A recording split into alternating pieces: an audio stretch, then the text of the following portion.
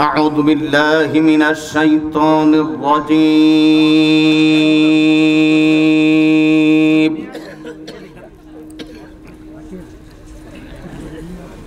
بسم الله الرحمن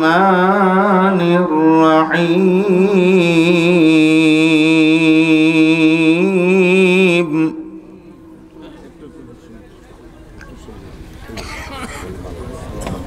قل اللهم مالك الملك تؤتي الملك من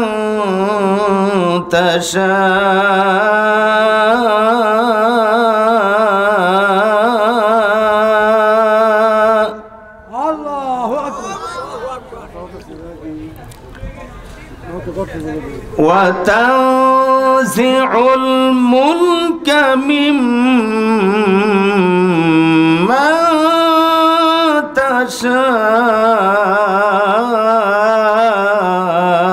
تشاء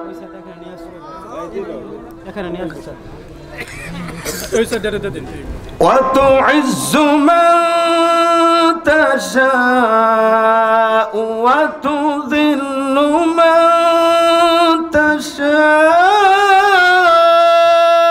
تشاء بيدك الخير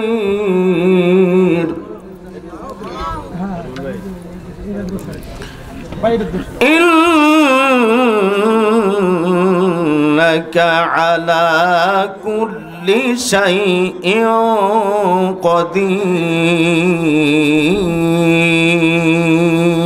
قدير صدق الله العظيم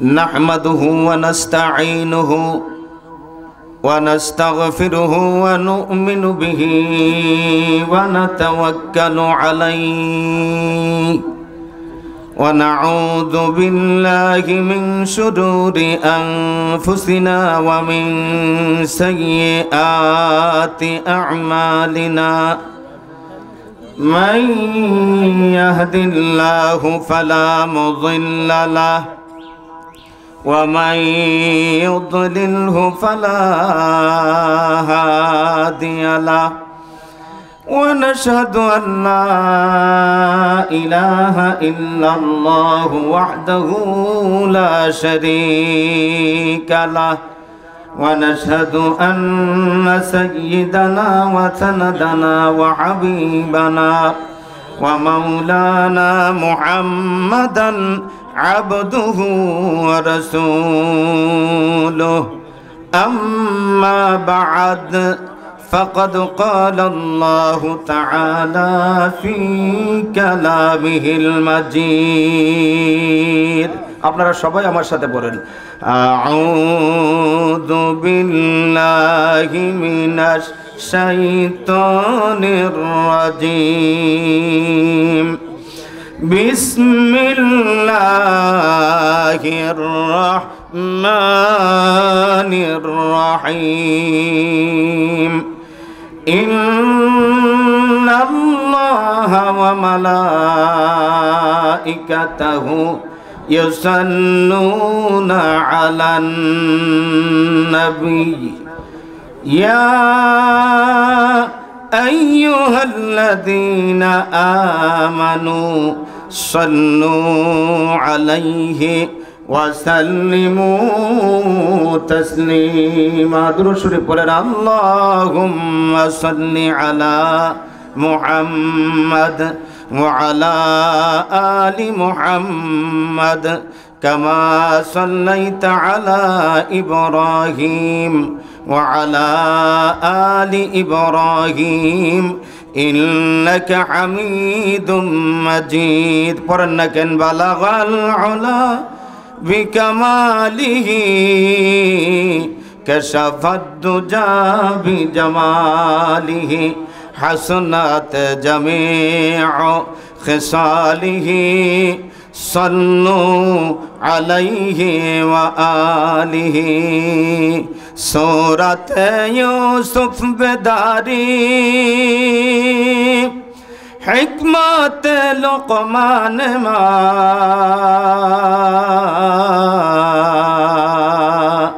करिए क़ुरआ बारी हाय दिले शादमान मा बलगल उला बिकमालिही कशफत दुजा बिजमालिही हसनत जमीउ खिसालिही सल्लु अलैहि व आलिही যাদের ভয়ে নত হয়ে যাদের ভয়ে নত হয়ে থাকতো কাফের বেঈমান সেই বীরেরা আজ কোথায় তারা কোথায় গেল সেই ঈমান একটু জোরে জোরে দিলটা খুলে প্রাণটা ভরে জিকির করেন লা ইলাহা লা ইলাহা একটু সামনে আগানো যাবে লা ইলাহা একটু জোরে জোরে লা ইলাহা আওয়াজ দিয়া লা ইলাহা আসিয়া খেলে প্রেমের খেলা ফেরাউন দে তার কত জ্বালা আসিয়া খেলে প্রেমের খেলা ফেরাউন দে তার কত জ্বালা আসিয়া বলে জীবন গেলে বলেন আল্লাহু আকবার আরে কুজরা বলেন আল্লাহু আকবার আসিয়া বলে জীবন গেলে সারব না আমি এক আল্লাহ লা ইলাহা হইতাছে না জোরে লা ইলাহা আওয়াজ দিয়া লা ইলাহা হযরত বেলাল বলেন এক আল্লাহ উমাইয়া দে তার কত জ্বালা হযরত বেলাল বলেন এক আল্লাহ উমাইয়া দে তার কত জ্বালা বেলাল বলে জীবন গেলে বলেন আল্লাহু আকবার বেলাল বলে জীবন গেলে সারব না আমি এক আল্লাহ লা ইলাহা জোরে লা ইলাহা আশেক হইয়া ডাকো তারে তুমি মাশক পাইবা সামনে আশেক হইয়া ডাকো তারে তুমি মাশক পাইবা সামনে আশেক মাশক পরিচয় হইলে আশেক মাশক পরিচয় হইলে ভয় নাই তোমার মরণে লা ইলাহা লা লা ইলাহা লা ইলাহা ইল্লাল্লাহু মুহাম্মাদুর রাসূলুল্লাহ সাল্লাল্লাহু আলাইহি ওয়াসাল্লাম। আমার প্রিয় মাতৃভূমি, যে মাটিতে আমার জন্ম, যেখানে হাঁটি হাঁটি পা পা করে এই পর্যন্ত চলে এসেছি, আমার সেই প্রিয় মাতৃভূমি মেদোয়ারি। এই মেদোয়ারিরই নতুন মসজিদ মদিনা জামে মসজিদকে কেন্দ্র করে এলাকাবাসীর উদ্যোগে আয়োজিত আজকের এই দ্বিতীয় ইসলামী সম্মেলনের যিনি সভাপতির আসন অলঙ্কৃত করেছেন প্রায় 100 বছরের কাছাকাছি, British period, Pakistan period, Bangladesh এরশাদের আমল, এরপরে আইতে আইতে ডিজিটাল আমল, কতক্ষণ ঠিক না, এই ডিজিটাল আমল পর্যন্ত মুরব্বীকে আল্লাহ তাআলা হায়াত দিছেন। তিনি আমাদের এই এলাকার কৃতি সন্তান হইলেও সারা বাংলাদেশের শীর্ষস্থানীয় মুরব্বীদের অন্যতম মুরব্বী পীরে কামেল আলহাজ হজরত মৌলানা মুফতি মাহিরুদ্দিন বরাইদি সাহেব দামাত বারকাতুহুম সহ সহসভাপতি, তিনিও এই এলাকারই সন্তান হজরত মৌলানা মশিউর রহমান খান, যিনি আজকে প্রধান অতিথির আসনকে অলঙ্কৃত করার কথা ছিল। তিনি রাজপথের লড়াকু সৈনিক, আমি ওনাকে অনেক আগে থেকেই চিনি, হাতও খুব লম্বা, বিভিন্ন জায়গার মধ্যে তার অবদান, শিক্ষা প্রতিষ্ঠানে, মসজিদ মাদ্রাসায় সব সময় তিনি এই দান দক্ষিণা করে থাকেন, মানুষের সুখে দুঃখে থাকেন, তিনি আর কেউ নন, তিনি এই ভালোকারী সন্তান জনাব আলহাজ মোহাম্মদ মোর্শেদ আলম সাহেব, যিনি বিশেষ কারণবশত আসতে পারেন নাই। তবে আমাদের সমন্বয়ক আলী আকবর খান শিল্পীর সাথে কথা হয়েছে, উনি যে কোনো এক শুক্রবার এখানে নামাজ পড়বেন এবং আমাদের যে মেইন চাহিদা মসজিদে এটা উনি ইনশাআল্লাহ শরীক থাকবেন। বিশেষ অতিথির আসনে যিনি এখনও বসা আছেন, তিনিও সেই রাজপথের লড়াকু সৈনিক, ভালুকার বিএনপির যুগ্ম আহ্বায়ক জনাব সালাউদ্দিন আহমদ সাহেব সহ আগত অতি সম্মানী নায়েবে নবী হযরত উলামায়ে কেরাম আমার সামনে উপবিষ্ট আছেন। আমার এই প্রিয় মাতৃভূমির মেদুয়ারি এবং আশেপাশের বাবার বয়সের মুরব্বী নওজোয়ান ভাইয়েরা, স্নেহের কচিকাচাপ, আশেপাশে ওয়াজ শ্রবণরতা আমার পর্দার অন্তরালের শ্রদ্ধেয়া মা ও বোনেরা, তারই সাথে এইখানে যে আপনার একটু সামনে আগায় বসেন, হুজুর বলতেছি একটু সামনে আগায় বসার জন্য। এখানে যে মার্কেট বসছে, এই অস্থায়ী মার্কেটে যে সমস্ত ভাইয়েরা রয়েছেন ক্রেতা বিক্রেতা, তাদেরকেও বাদ দেই নাই। আমার এই ক্রেতা বিক্রেতা ভাইয়েরা, আপনাদেরকে দাওয়াত দিলাম অল্প সময়ের জন্য হলেও আজকে এই বরকতি মাহফিলে বসবেন। আগামী বছরই মাহফিল হবে কিনা জানি না, আর আগামী বছর আমাদের এই মুরব্বী এখানে আসতে পারবে কিনা তাও আমাদের জানা নাই, হয়ে যাইতে পারে আজকের এই বরকতি মাহফিলটাই আমাদের মুরব্বীর শেষ মোনাজাত হইতে পারে। আমরা যদিও আল্লাহ পাকের দরবারে সবসময় দোয়া করি আমাদের মুরব্বীকে আল্লাহ তাআলা নেক হায়াত দান করুন, জোরে কোন আমিন। আমরা আল্লাহ পাকের দরবারে সর্বাগ্রে অবনত মস্তকে লক্ষ কোটি শুকরিয়া আদায় করব যে আল্লাহ আপনাকে আমাকে এই সুন্দর বসুন্ধরায় এই জমিনের মধ্যে বিনা দরখাস্তে আশরাফুল মাখলুকাত সৃষ্টির সেরা জীব বানাইছেন। ইচ্ছে করলে আপনাকে আমাকে ওই বন জঙ্গলের জীব জানোয়ার, বাঘ, ভল্লুক, সিংহ, হ্যাঁ, বানর ইত্যাদি ইত্যাদি আল্লাহ পাকের এই সৃষ্টি জগতে যত পশু রয়েছে আল্লাহ পাক বানাইতে পারতেন, কিন্তু না, আল্লাহ আপনাকে আমাকে দয়া করে মেহেরবানি করে মায়া করে আল্লাহ আপনাকে মানুষ বানাইছেন। কথা বলেন ঠিক কি না? এই মানুষের ভিতরে এখন 600 কোটির উপরে সারা পৃথিবীতে মানুষের বসবাস, তার মধ্যে 200 কোটি মুসলমান। আল্লাহ পাক আপনাকে আমাকে ইচ্ছে করলে বৌদ্ধের ঘরে, খ্রিস্টানের ঘরে, নাস্তিকের ঘরে, 360 দেবতার যারা পূজা করে তাদের ঘরেও আল্লাহ তাআলা পাঠাইতে পারতেন। না, আল্লাহ আপনাকে আমাকে দয়া করে মায়া করে মেহেরবানি করে আল্লাহ মুসলমানের ঘরে মুসলমান হিসেবে জন্ম নেওয়ার সুযোগ দিয়েছেন। আপনারা সুবহানাল্লাহ কইতেন না? এরপরে শুধু মুসলমান বানাইয়ে শেষ করেন নাই, আল্লাহ পাক এই জমিনের মধ্যে একজন পয়গাম্বরের উম্মত হিসাবে কবুল করেছেন, যে পয়গাম্বর দুনিয়ার মধ্যে যদিও হাকিকতে তাশরীফ এনেছেন সমস্ত পয়গাম্বরদের পরে, অথচ আল্লাহ পাকের সেই জান্নাত আল্লাহ পাক বানায়া রাখছেন। আল্লাহ পাকের পয়গাম্বর যতক্ষণ পর্যন্ত উম্মতে মুহাম্মদী নিয়ে জান্নাতের সামনে তাশরীফ না আনবেন ততক্ষণ না পর্যন্ত জান্নাতের গেট খোলা হবে না। যে পয়গাম্বরের উম্মত হওয়ার জন্য অন্যান্য নবীরা পয়গাম্বরেরা পর্যন্ত আল্লাহ পাকের দরবারে দরখাস্ত করেছিলেন। আল্লাহ তাআলা আপনাকে আমাকে দয়া করে সেই নবীর শেষ উম্মত, শ্রেষ্ঠ উম্মত হিসাবে আল্লাহ পাক কবুল করেছেন। জোরে কোন সুবহানাল্লাহ। তাতেও শেষ করেন নাই, এইখানে যে লোক আসছেন আমার মনে হয় মুরে এর আরো ডবল লোক আছে। কথা কোন ঠিক না? আরে কথা কোন না, আছে না নাই? এখানে মাহফিলে যে পরিমাণ লোক আছেন, মুরের 2টা দোকানে এর চাইতে বেশি লোক। কারণ আমি তো দূরের বক্তা না, আমি তো জানি। কথা কোন ঠিক না? আবার ছাড়ছে ওইটা না কি কো বাইস্কোপ না কি, হ্যাঁ, ভিডিও না ওইটা ছাড়ছে সাইরা আপনার দেখতেছে। আবার কিছু কিছু পোলাবানি দেখতে আইলাম, হেরা দেখছি মোবাইল লইয়া আবার আপনার টিফি করতেছে, ওটা বলে ইউটিউব কয় নাকি? হ্যাঁ, ইউটিউব আছে না?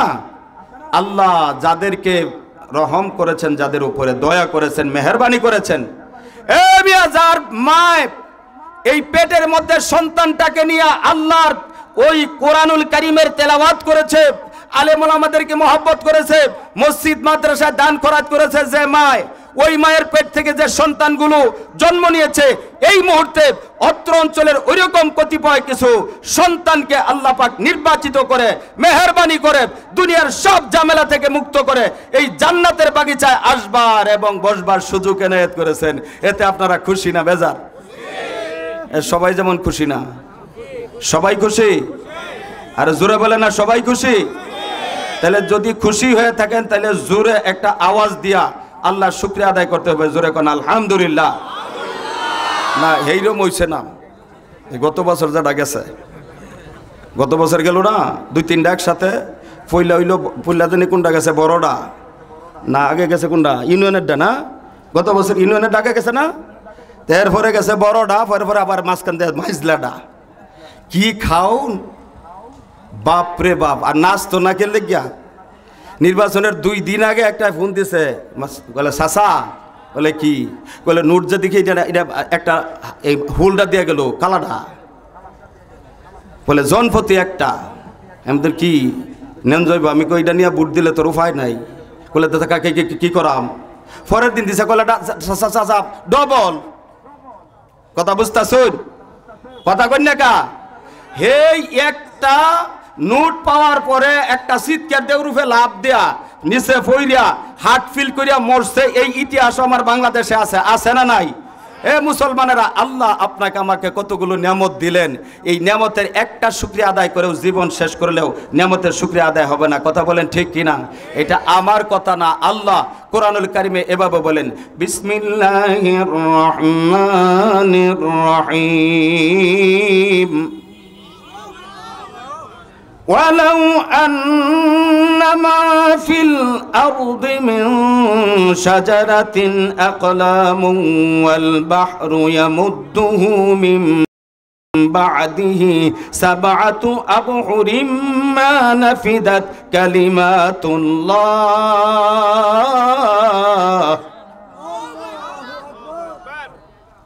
আমার আল্লাহ বলে, আমার বান্দারা, আমি আল্লাহ তোমাদেরকে যা নিয়ামত দিলাম, আমি তোমার 2টা চক্ষু দিলাম, একটা চক্ষু যদি বিকল হয়ে যায়, পৃথিবীর কোনো ডাক্তার, কোনো কবিরাজ, হাকিম নাই একটা চক্ষু নতুন করে বানায় সেটিং দেওয়ার জন্য পারবে নাকি?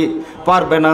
2টা কিডনি দিলাম, 2টা কিডনি, একটা কিডনি বিকল হইলেও আরেকটা কিডনি দেয়া জীবন চালানো যায়। যদি 2টা কিডনি নষ্ট হয়ে যায়, পৃথিবীর কোনো ডাক্তার নাই তোমাকে একদিন এই পৃথিবীতে চলার সুযোগ করে দিবে। আরে বান্দা, তোমাকে হাত দিলাম, পা দিলাম, চোখ দিলাম, নাক দিলাম, নবীর উম্মত বানাইলাম, শ্রেষ্ঠ মাখলুকাত বানাইলাম, মুসলমান বানাইলাম, আজকে এই মজলিসের মধ্যে জান্নাতের বাগিচার মধ্যে আসবার সুযোগ করে দিলাম। আরে বান্দা, তুমি যদি এই সমস্ত নিয়ামতের কথা লিখতে গিয়া 7 সমুদ্রের সাথে আরো 7 সমুদ্র সম্পৃক্ত করে, ওই যে প্রশান্ত মহাসাগর, আটলান্টিক মহাসাগর, ভারত মহাসাগর, উত্তর মহাসাগর, দক্ষিণ মহাসাগর, গোটা পৃথিবীতে যত পানি আছে সমস্ত পানিগুলিকে কালি বানায়া, আর যত বৃক্ষ আছে সমস্ত বৃক্ষগুলিকে কলম বানায়া, আমি আল্লাহর ওই সমস্ত নিয়ামতের কথা লিখতে শুরু করে দাও। লিখতে গিয়া কলম কালি সব শেষ হয়ে যাবে। আরে বান্দা, আমি আল্লাহর নিয়ামতের গুণগানের কথা লিখে শেষ করতে পারবে না। জোরে বলেন না সুবহানাল্লাহ, নারে তাকবীর। যারা বাইরে আছেন একটু ভিতরে ঢুকুন যাইব। আপনারা মনে করবেন যে বাইরে থেকে ভালো আওয়াজ শুনতাছি না, আওয়াজ শুনুন যাইব, কিন্তু এই যে ভিতরে ঢোকার যে একটা ফায়দা, একটা বিশেষত্ব, এটা পাবেন না। কারণ এটা আপনাদেরকে আমি কিভাবে বুঝাবো, এই যে শীতকালে খেজুর গাছ কাটে, এখন তো আমার দিকে খেজুর গাছ নাই, আছে যশোর মাগুরা ওই নৌকার ওই দিক দিয়া, সেদিকে গেলে কাঁচা রস খাওয়ায়, মাঝে মধ্যে খাইও আপনার মন চায়। সুজুর সময় খাইছি যে একেবারে তাজা রস এনে কল হুজুর এক গ্লাস খাইনি। যাই হোক, এই যে খেজুর গাছটা কাট দিয়া, খেজুর গাছের গুড়ের মধ্যে সুঙ্গি দেয়া, তারপরে আপনার মল্লিক বাড়ির বাজারতে আগে এরম আড়ি আইন না, মানে এই ফাত্ত সুঙ্গির মুখ আর এই আরির মুখ একসাথে হইলে পরে টপ টপ রস পরে সকালবেলায় কলসি ভর্তি। কথা কোন ঠিক না? কথা বলেন ঠিক কিনা? আর যদি হাড়ি একদিকে, কলসির মুখ যদি আরেক দিকে থাকে, কিয়ামত পর্যন্ত যদি বেটা গাছ কাটে, রস পড়বো? কথা কোন নেকা পড়বে? পড়বে না। আরেকটা উদাহরণ দেই, এই যে মনে করেন ওই যে মুরগি ডিম নিয়ে বসে, পাকনার নিচে বৈশা তাও দিতে থাকে, গরম দেয়, পাকনার নিচে, পাকার নিচে যেগুলি থাকে এটা থেকে বাচ্চা হয়। কথা কোন ঠিক না? পাকনার বাইরে যে 2-1টা থাকে, সেই ডিম কি হয়? কথা কোন না, কি হয়? কুচ্চা ডিম হয়। তাইলে বাইরে যারা আছে, এটা কি আমার কল লাগবো যে না এটা তারা কুচ্চা? কথা কোন না কা, এটাকে আমার কল লাগবো? তাইলে মেহরবানি করে যারা আছেন, এ মিয়া, এই হায়াতের জিন্দিগি কয় দিনের মিয়া বাহাদুরি, এই যে যেখানে আপনার মাহফিল হইতেছে, এই এলাকার মধ্যে সবচাইতে বয়োজ্যেষ্ঠ মুরব্বী ছিলেন তারাফ হোসেন খান। কথা বলেন ঠিক কিনা? আরে মেয়ে হেন্দা যাইতাম মেদরে প্রাইমারি স্কুলে, আর ডাক দেই বসাইতো, এই আমার বাপের নাম কইতো, তুমি মমতাজ আলী সরকারের ছেলে না? বলে হ। বলে তুমি একটা কেরাত কও, তুমি তো বালা কেরাত কও। আল্লাহর 30 দিনের মধ্যে এইখানে বসে থাকতেন উনি, বসায় আমার কেরাত শুনতো, গজল শুনতো। আবার মাঝে মধ্যে সিলহি কইতো, আপনি নির্বাচন হইলে হারিকিল নিবি জিবি নাঙ্গলের শ্বাস খেজুর গাছ উড্ডা দিই সুবহানাল্লাহ ফাঁস। কথা বুঝতাছুন? এটা কইছে তো তারা ভূষণ খান যারা ওই সময় আছে, আমরা শুনছুন, এটা কইছে যে এই যে এইটা কইয়া আজকে তারা হোসেন খান নাই, দুনিয়া থেকে কবরে চলে গেছে। কথা কোন ঠিক না? তারপরে ওনার ছেলে মুস্তফা মাস্টার সাহেব চলে গেছেন, এইখানে আজিজুল হক সাহেব তিনি চলে গেছেন, এরকম ভাবে জয়নাল হাজিরি সাহেব কিছুদিন আগে চলে গেছেন, হাসমত মাস্টার সাহেব চলে গেছেন, এইভাবে সামনে ওবায়দুল্লাহ মন্ডল সাহেব চলে গেছেন। এইভাবে যদি আমরা এই অল্প কিছু জায়গার মধ্যে অনুসন্ধান করি, তালাশ করি, দেখব অনেকগুলো মানুষ এই জীবনে তারা এই পৃথিবীতে বসবাস করে আজকে কবর দেশে চলে গেছে। কথা কোন ঠিক না ঠিক? আর তারা এই মাজলিসে বসার সুযোগ পাবে না। এই জন্য দাওয়াত দিলাম, যারা আশেপাশে আছেন মেহেরবানি করে এক করে চলে আসেন। আমি অল্প আলোচনা করেই আমার মুরব্বীর কাছে আমি মাইক দিব, উনি আখেরি মোনাজাত করবেন এবং আপনাদের জন্য যে আপ্যায়নের ব্যবস্থা আছে সেটাও রেডি হইতেছে ইনশাআল্লাহ, খুব লম্বা সময় হবে না। আমি সূরা আল ইমরানের 26 নম্বর আয়াত আমি আমার প্রথমেই তেলাওয়াত করছি। এই 26 এবং 27 নম্বর আয়াত এই আল্লাহ পাক দুইটা আয়াত নাজিল করছেন বিশেষ কারণে। শানে রসুল এটা মাদানী সূরার অন্তর্ভুক্ত, অর্থাৎ আল্লাহ রসুল মক্কা থেকে হিজরত করে যখন মদিনায় গেছেন, মদিনার জিন্দেগিতে এই আয়াতে কারিমা নাজিল হয়েছে। কেন নাজিল করলেন? আল্লাহ পাকের পয়গম্বর মুহাম্মদুর রাসূলুল্লাহ সাল্লাল্লাহু আলাইহি ওয়াসাল্লাম যখন মদিনায় যাওয়ার পরে কাফেররা রাসূলের সাথে যুদ্ধে অবতীর্ণ হইত, তখন মুসলমানদের সংখ্যা 313, কাফেরদের ছিল আপনার 1000। আমরা মুসলমান ছিলাম 313 জন, আর কাফেররা কত ছিল? 1000। বদরের যুদ্ধ এই 313 জন লইয়া আমরা মুসলমানেরা এই 1000কে পরাস্ত করছি। জোরে কেন আল্লাহু আকবার। সব বাগছে, পলাইছে, গলা কাটা, কচু কাটা হইছে, তারা বিজয় লাভ করতে পারে নাই। আমার আল্লাহ বলছেন ওয়ালা তাহিনু ওয়ালা তাহজানু ওয়া আনতুমুল আ'লাউনা ইন কুনতুম মুমিনিন।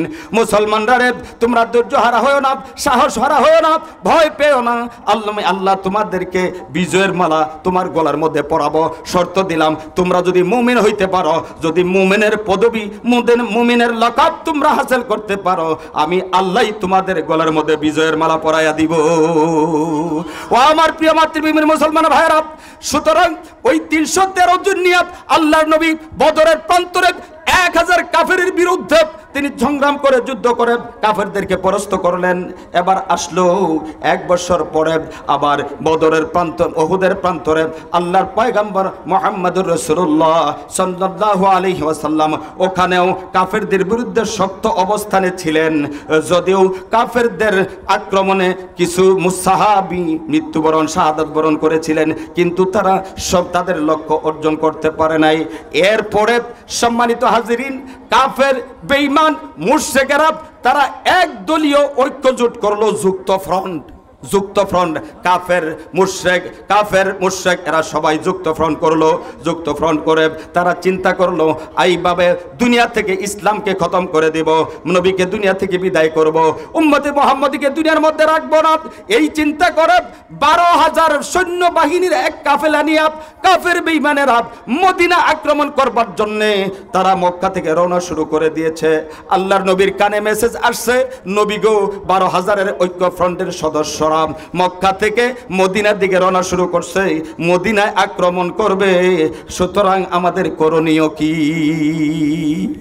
আল্লাহর পয়গম্বর মুহাম্মদুর রাসূলুল্লাহ সাল্লাল্লাহু আলাইহি ওয়াসাল্লাম বৈশা সাহাবাদেরকে নিয়ে পরামর্শ করতেছেন, এই এখন আমাদের করণীয় কি? সবচাইতে বয়োজ্যেষ্ঠ এবং যিনি সাহাবীদের মধ্যে ইঞ্জিনিয়ার ছিলেন তিনি ছিলেন হযরতে সালমান ফারসি রাদিয়াল্লাহু তাআলা আনহু। হুজুর এখন সুবহানাল্লাহ, রাসূলকে পরামর্শ দিয়েছেন, হুজুর গাবরাবের কিছু নাই, আমরা 313 জনে 1000কে কচু কাটা করছি, এরপরে উহুদের প্রান্তরেও আমরা আমাদের লক্ষ্যস্থলে অটল ছিলাম, এখন 12,000 নিয়ে তারা আসতেছে, চিন্তার কোনো কারণ নাই। নবী আমরা মদিনার এই যে তারা যে দিক দিয়ে আসবে, মদিনার চতুর্দিকের মধ্যে 3 দিক দিয়াই বিভিন্ন কারণে বেষ্টনী দেওয়া, একটা রাস্তা খোলা, ওই দিক দিয়ে তারা আসবে। সুতরাং আমরা এমনিতেই তাদেরকে ছেড়ে দিব না, আমরা ওই রাস্তার মধ্যে খন্দক খনন করব। খন্দক বুঝেননি? ওই যে বাংকার আপনার আর্মিরা আপনার ইয়া করে না, শীতকালে আইসা জায়গায় জায়গায় বাংকার করে না, এটা ওইখান থেকে নিছে, ওই যুগ থেকেই আপনারা এই বাংকার তারা ওই আবিষ্কার করছে। হযরতে সালমান ফার্সি বুদ্ধি পরামর্শ দিয়া আল্লাহর নবী মুহাম্মদুর রাসূলুল্লাহ সাল্লাল্লাহু আলাইহি ওয়াসাল্লাম সাহাবাদেরকে আপনার এই কাফেলা করে করে এই এলাকা ভাগ করে দিলেন। তোমরা ওইখান থেকে এই পর্যন্ত, এই দল এইখান থেকে এই পর্যন্ত, ওই দল ওইখান থেকে এই পর্যন্ত, এইভাবে আল্লাহর নবী সাহাবাদেরকে অর্ডার দিলেন। নবীজি নিজেও এই বাংকার খননের কাজে লাগিয়ে গেলেন। তিনি নিজেও কোদাল মারেন, নিজেও মাটি খনন করেন। কাফেরদের এই আক্রমণকে, কাফেরদের এই জিজ্ঞাসাকে প্রতিহত করবার জন্যে মদিনার সামনে খন্দক নামক জায়গায় ওখানে বাংকার খননের কাজ শুরু করলেন। এবার বাংকার খনন করতে গিয়া এক কাফেলার সামনে বিশাল বড় এক পাথর পড়ছে। তারা এই যে কূপ দেয়, কোদাল দেয় কুবায়, হ্যাঁ শুনে না। নবীর কাছে খবর আসছে, নবী গো সব জায়গায় খননের কাজ শেষ, একটা জায়গায় একটু বারজাপ। কোন জায়গায় বারজাপ? নবীজি আল্লাহর পয়গম্বর, একটা পাথর পাওয়া গেছে, আমরা বারংবার চেষ্টা করেছি, বারবার আঘাত করেছি, পাথর ভাঙতে পারি নাই, পাথর সরানো যাবে না মনে হয়। আল্লাহর নবী বললেন চলো না কোন জায়গায়। আল্লাহর পয়গম্বর আসলেন, এবার পাথরকে লক্ষ্য করে নবী মুহাম্মদুর রাসূলুল্লাহ সাল্লাল্লাহু আলাইহি ওয়াসাল্লাম এবার যখন পাথরের মধ্যে আঘাত দিলেন, পাথরের মধ্যে আঘাত দেওয়ার সাথে সাথেই পাথর একবার আপনার এক ভাগ ভেঙে চূর্ণ হয়ে গেল। এখান থেকে একটা অগ্নিস্ফুলিঙ্গ বের হলো। পাথরের মধ্যে আঘাত করার পরে পাথর যখন ভেঙে গেল, ওখান থেকে আগুনের একটা ফুলকা বের হলো। আল্লাহর নবী বলতেছেন সাহাবারা শোনো, এই যে আগুনের ফুলকা দেখলাম, এই ফুলকা দিয়া আমাকে পারস্যের সেই রাজনগরকে দেখানো হয়েছে। জোরে বলেন আল্লাহু আকবার। আল্লাহর পয়গম্বর যখন আবার দ্বিতীয়বার ওই পাথরের মধ্যে আঘাত করলেন, পাথর আরেক টুকরা হয়ে গেল। এইবার ওখান থেকে আরেকটা অগ্নিস্ফুলিঙ্গ যখন বের হলো, নবী ডাক দিয়ে বলেন এ সাহাবারা শোনো, এই যে অগ্নিস্ফুলিঙ্গ বের হইয়া ওই দিকে চলে গিয়েছে, এটা রোমের রাজপ্রাসাদগুলোকে আমাকে দেখানো হয়েছে। জোরে কন্যা সুবহানাল্লাহ। তৃতীয়বার যখন আল্লাহর পয়গম্বর আবার ওই পাথরের মধ্যে আঘাত করলেন, আবার একটা অগ্নিস্ফুলিঙ্গ বের হলো। নবী ডাক দিয়ে বলেন সাহাবারা শুনো, এবার আমাকে ওই যে সানা নগরীর বিশাল বিশাল অট্টালিকা, বিশাল বিশাল সেই ইমারত আর বিল্ডিং গুলোকে দেখানো হয়েছে। এবার আল্লাহর নবী মুহাম্মদুর রাসূলুল্লাহ সাল্লাল্লাহু আলাইহি ওয়াসাল্লাম এই পাথর সরায়া দিলেন। বাংকার খনন শেষ হইল। আল্লাহর নবী সাহাবাদেরকে বলতেছেন সাহাবারা শোনো, আমার উম্মতের মধ্যে এমন কিছু উম্মত আসবে যারা ওই যে সুদূর পারস্য, রোম এবং সানা পর্যন্ত তাদের রাজত্ব বিস্তৃতি লাভ করবে। তারা এই রাজ্যগুলো দখল করবে, তারা এই রাজ্যগুলো রাষ্ট্রপ্রধান হবে, তারা বাদশাহ হবে। এই খবর কাফেরদের কাছে পৌঁছছে। কাফেররা কয় যারা না খাইয়া ফিটটা ফেডের সাথে লাগিয়ে গেছে, এরা বলে আবার ওই রোম পারস্য হইতে বলে দখল করবো, আশা আশি করে। কথা বুঝছেন না? মাঝে মধ্যে হুজুর করে দেখলে আসে না মানুষ মাঝে মধ্যে, এই হুজুররা কাফেরের দাম বাড়াই আলছে। দেখছুন লম্বা জামা একটা পড়ছে 4.5 গজ, আছে নেই? এই বাটপাড়ের দল আছে নেই? কথা কন্যাকে আসেনি? পীর মুর্শিদ দেখলে, আলেমুল আমাদ দেখলে হাসি করে, ঠাট্টা বিদ্রুপ করে, অথচ মরণের পরে এই পীরের এই আলেমুল আমাদের দরকার হয়। কথা কোন ঠিক না বে ঠিক? আপনারা জানিয়ে রাখবেন, যারা আলেমুল আমাদেরকে গালি দেয়, আলেমুল আমাদেরকে উপহাস করে, ঠাট্টা করে, বিদ্রুপ করে, এদের ইতিহাস তালাশ করে দেখবেন এদের জন্মের কারো ঠিক নাই। আপনারা তালাশ করে দেখবেন। আজকে বললাম তো, যারা আলেমুল আমাদেরকে গালি দিছে, গালি দেয়, এদের ইতিহাস তালাশ করে দেখবেন এটার জন্মের ঠিক না। এটা আমার কথা না, কোরআনে বলছে আল্লাহ তাআলা। ওয়ালিদ বিন মুগিরা নামে এক কাফর ছিল, এটা রাসূলরা গালি দিত। গালি দেওয়ার পরে আল্লাহর নবীর শানে, আল্লাহর নবী কষ্ট পাইছেন, আল্লাহর নবীর শানে আয়াত নাজিল হইছে। আল্লাহর নবীর যখন এই আয়াত পড়ছে, ওয়ালিদ বিন মুগিরা এটা শূন্য দৌড় ফেরে তার মার কাছে গেছে, মা নবী যা কয় মিছা কথা কয় না, নবী কথা বানায় কয় না, তোমার কাছে একটা জানতে চাই, আমার জন্মের বলে ঠিক নাই, কথাটা ঠিক কিনা এটা জানবার চাই, মা তাড়াতাড়ি কও না একের জবর হইলাম। মাই কয় রাখ, আরে জবরিস তা কথা কইতেছি, কথা কইবার তো দিবে। এবার ওয়ালিদ বিন মুগিরার মাই কয় তোর বাপের এই তোর বাপ অনেকদিন যাবৎ এলাকার মধ্যে বাড়ির মধ্যে আসিন না, বারে এই যখন দূরে আসিন, পরে এক ভিক্ষুক আইসিন, ভিক্ষা দিবার গিয়া পরে যখন তোর এই আমার চোখে চোখ পড়ছে, চোখে চোখ পড়ার পরে ওই ভিক্ষুকের সাথে আমি আমার এই মনের বাসনা পূরণ করছিলাম, ওই যে মিলন হয়েছিল, ওই হান্তে তোর জন্ম হয়েছে। জোরে কন্যা নাউজুবিল্লাহ, আরো জোরে কন্যা নাউজুবিল্লাহ। কোরআনের কথা সত্য না মিথ্যা? কথা কয় না, সত্য না মিথ্যা? সুতরাং খবরদার কোন আলেম ওলামা পীর মুর্শিদের সাথে তোমরা এই কোনো মন্তব্য করবা না। তোমরা যে আমরা এই জামা বড় বড় লম্বা ফইরা আমরা যে কাপড়ের দাম বাড়াইছি, এইবার যে পেঁয়াজের দাম 200-250 টাকা কেজি হয়েছে, কাঁচা মরিচের দাম 600-500 হয়েছে, এটা বাড়াইছে কেটা? কথা কন ঠিক না বে ঠিক? কথা কন না ঠিক না বে ঠিক? সুতরাং এই উঠছে কেটা বাউ ব এনে তাড়াতাড়ি উড়া বর্ষা নাই, তাড়াতাড়ি ব, কোনো কথা নাই, চুপচাপ বউ। হেতে আমগো লোক আপনার আবার বয় ফেলে যেতে আমগোর দলের লোকে লিখে দাঁড়াইতেছে, আমনি করে দারবান যাইব। আর মাঝে মধ্যে দারবার দিলে দেখেন রাগ করুন নিয়ে যাইতে, সবই তো আমার লোক। কথা কোন ঠিক না বে ঠিক? আওয়াজ দিয়ে বলেন নারায়ে তাকবীর, নারায়ে তাকবীর। হযরত মাওলানা মুফতি মেহেরউদ্দিন পীর সাহেব জিন্দাবাদ। মদিনা মসজিদ জিন্দাবাদ। মারহাবা কই। মা বোনরাও আছে তো না? কই? পর্দার ভিতরে এক এলাকার মধ্যে গেছিলাম, পরে পুরুষরা জোরে কয় না, পরে মহিলা প্যান্ডেলতে সিডি লেখছে, হুজুর পুরুষ করে সরাই দিন, আম করে নিলেন, দেখুন আওয়াজ কেমনে হয়। কথা বুঝতেছ? এই জন্য এখানে এই কাম করতে দিন যেত না, জোরে জোরে কর লাগবো যাতে মহিলারা বুঝে না পুরুষ ঠিকই আছে, নাইলে কিন্তু অসুবিধা।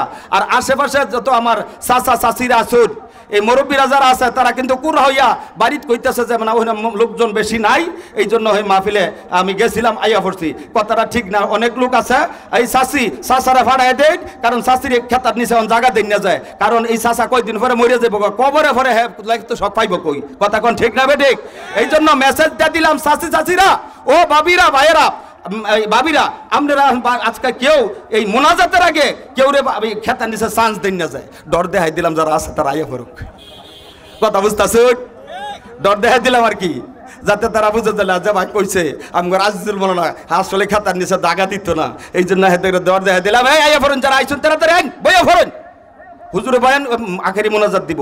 আমি বলছিলাম এবার আল্লাহর নবী যখন বলছে সাহাবায়ে কেরাম শুনো, এই যে আমি প্রথমবার আমাকে ওই যে অগ্নিস্ফুলিঙ্গ, ওই যে এই অগ্নিস্ফুলিঙ্গের মাধ্যমে ওই পারস্যের রাজপ্রাসাদ দেখানো হয়েছে, দ্বিতীয়বার আমাকে রোমের সেই রাজপ্রাসাদ দেখানো হয়েছে, তৃতীয়বার সানানগরীর বিশাল বিশাল বিল্ডিং আমাকে দেখানো হয়েছে।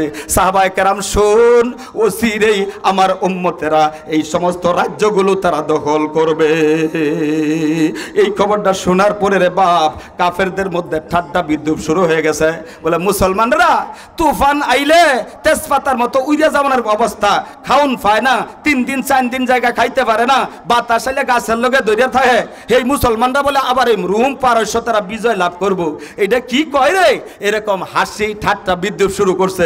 যেরকম আমি আগে কইছি না যে মাঝে মধ্যে আলেমুল আমার দেখে কিছু বেয়াদবে কি করে ঠাট্টা বিদ্রুপ করে, এটা কাফেরদের আপনার কি বলে সিফত, জোরে কর নাউজুবিল্লাহ। বাবার আবার এই কথা বলবার পরে আল্লাহ তাআলা আল্লাহর পক্ষ থেকে জিবরিলের মাধ্যমে সূরাতুল ইমরানের 26 নম্বর 27 নম্বর আয়াত আল্লাহর কাছে পাঠিয়ে দিয়েছেন। আমার আল্লাহ নবীর মাধ্যমে বিশ্ববাসীকে জানাইলেন, বাংলাদেশের মুসলমানকে জানাইছেন, ভারতের মুসলমানকে জানাইছেন, আরবের মুসলমানকে জানাইছেন, অরারবের মুসলমানকে জানাইছেন, সিঙ্গাপুরের মুসলমানকে জানাইছেন, মালয়েশিয়ার মুসলমানকে জানাইছেন, কাফেরদেরকে জানাইছেন, তাম পৃথিবীর মানুষদেরকে জানাইছেন। আমার আল্লাহ বলেন বিসমিল্লাহির রহমানির রহিম।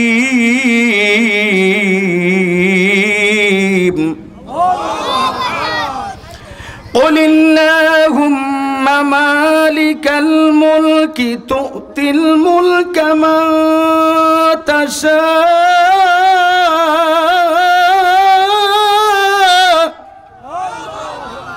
وتنزع الملك ممن تشاء وتعز من تشاء وتذل من تشاء بيدك الخير إنك على كل شيء قدير। আমার আল্লাহ বলেন নবী আপনি বলে দেন, যারা বলতেছে মুসলমানের খাবার নাই, মুসলমানদের ভালো পোশাক নাই, মুসলমানরা আবার এত বড় বড় রাজ্য দখল করবেন, এই রাজত্বের মালিক ওই যে কাফের বেঈমান মুশরিকরা নয়, দুনিয়ার কোনো বীর বাহাদুর নয়, আমি আল্লাহ, আমি যাকে ইচ্ছা কুলিল্লাহ হুম্মা মালিকাল মুলক। নবী আপনি বলেন হে আল্লাহ, আপনি গোটা রাজত্বের, গোটা সার্বভৌমত্বের, গোটা পৃথিবীর মালিক। আপনি গোটা পৃথিবীর মালিক কে? কথা কয় না, যেমন সন্দেহ আছে। গোটা পৃথিবীর মালিক কে? আসমানের মালিক কে? জমিনের মালিক কে? হায়াতের মালিক কে? মৌতের মালিক কে? সম্পদের মালিক কে? তাইলে সব কিছুর মালিক হলেন আমার আল্লাহ। আল্লাহ বলেন, নবী আপনি বলেন, কুলিল্লাহুম্মা মালিকাল মুলক, হে আল্লাহ আপনি রাজত্বের মালিক, সর্বভৌমত্বের মালিক, ক্ষমতার মালিক আপনি। তুতিল মুলকা মান তাশা, যাকে ইচ্ছা আপনি ক্ষমতা দেন, রাজত্ব দেন, বাদশাহীর আসনে বসান, আপনি যাকে ইচ্ছা বাদশাহী আসনে বসান। ওয়া তানজিউল মুলকা মিম্মান তাশা, আবার যাকে ইচ্ছা ওই রাজ সিংহাসন থেকে নামায়া দেন আপনি। আপনি আপনার ইচ্ছায় রাজত্বের মালিক হয়, আপনার ইশারায় আপনার ক্ষমতা বলে আবার এই রাজত্ব হারায়। আপনি ইচ্ছে করলে যে কাউকে ক্ষমতার মস্তদে বসায়া দেন, আবার ইচ্ছা করলে মসনদ থেকে আপনি নামায়া দেন। চোখের সামনেই তো ডক্টর বেড়া ইউনুস গ্রামীণ ব্যাংকের মহাপরিচালক ছিল। কথা কোন ঠিক না বেঠি? গত বছর কামটা ঘটছে। এই গত বছর আপনার এই উত্তরা মডেল টাউনে এই ডক্টর ইউনুসের এই বাইরের বাসা জেটস এর মারা গেছে। এর আপনার বলে কি বলে মৃত্যুর জন্য দোয়ার আয়োজন করছে। ওখানে বছরে একবার আমাকে নিয়ে আসে, আমারে নিয়ে আইছে, আমি আমার গ্রুপ নিয়ে আসছি, দোয়া কালাম করছি। মোনাজাতের আগে এই বেড়াইয়া বইছে, এই বেড়ার তো আমি এমনি শুনছি দেখি নাই, বেড়াইয়া বইছে, দাঁড়ি মুছ নাই, লেভেল ফাজেশন আয়া বইসা মোনাজাত করে মুখ টু সাইড যখন করছে তখন ফোলাফানে দেখে ছবি ওটা খালি এরম করে। আমি কই কেডা? কজ চিনেন না, উনি তো ডক্টর ইউনুস। আবার আমার সালাম দিছে না, আদব কায়দা মোটামুটি খারাপ না ভালাই সালাম দিছে। এবারে মুসাফা করছে, হুজুর দোয়া কইরেন। আচ্ছা কেডা? কই 1 বছর আগে এটা কেডা জানতো যে এটা এখন বাংলাদেশের প্রধান উপদেষ্টা করব? এটা যে আগে জানতাম তাহলে একটা ছবি উঠে আলতাম। কথা কোন ঠিক না? আমার লোকে তো বই রয়েছে প্রায় 1-1.5 ঘন্টা। এটা কেডা জানি না বইছে যে এটা রান্না হেরসাইয়া এরকম বাংলাদেশের মসনদে বইব। এটা করছে কেডা? কথা কয় না, কে করছে? আল্লাহ করছে। আল্লাহ। কথা বলেন ঠিক না বেঠিক?